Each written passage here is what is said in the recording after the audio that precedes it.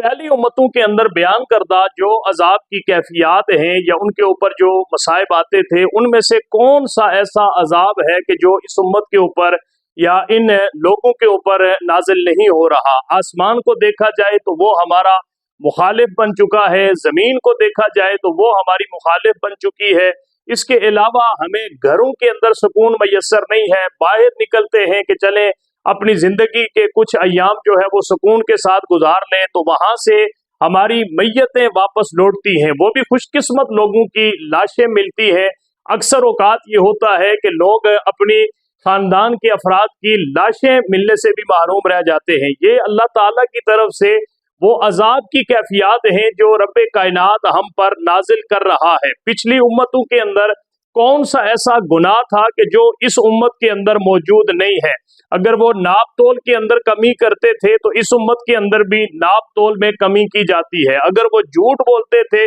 تو اس دور کے اندر بھی اگر دیکھا جائے تو سب سے زیادہ جھوٹ بولا جاتا ہے۔ اگر ان کے اندر اور برائیاں موجود تھی، بدکاری کرتے تھے اور اس کے علاوہ بے حیائی، فحاشی اور عریانی والے کام کرتے تھے، تو اس دور کے اندر اگر دیکھا جائے تو ہماری جو جس امت سے ہمارا تعلق ہے، کیا اس امت کے اندر وہ ساری کی ساری بیماریاں پائی جاتی ہیں یا نہیں پائی جاتی؟ پھر اللہ تبارک و تعالی ہمارے اوپر کبھی آسمان سے عذاب نازل کر رہا ہے، کبھی زمین سے جو ہے وہ ہمارے لیے مصیبتیں پیدا کر رہا ہے۔ یہ اللہ کی طرف سے وہ عذاب کے کوڑے ہیں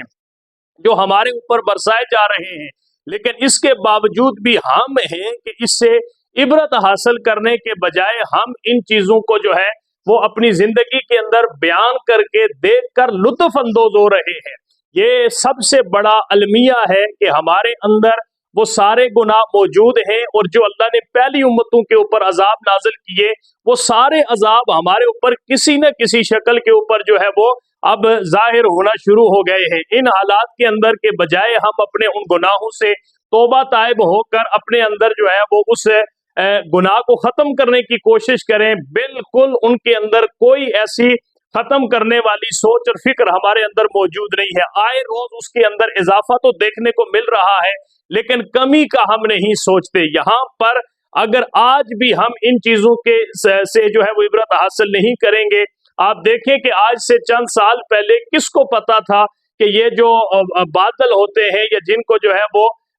کہا جاتا ہے کہ بادل پھٹ گئے ہیں یا جو ہے وہ کلاؤڈ برسٹ ہوا ہے، کلاؤڈ بلاسٹ ہوا ہے، یہ ساری چیزیں جو ہے وہ ابھی ہم کو سننے کے لیے مل رہی ہیں۔ گویا اللہ تبارک و تعالی ہمارے ان گناہوں کی سزا دینے کے لیے اب اپنی تمام قدرت کو جو ہے وہ ہمارے اوپر استعمال کرنے کے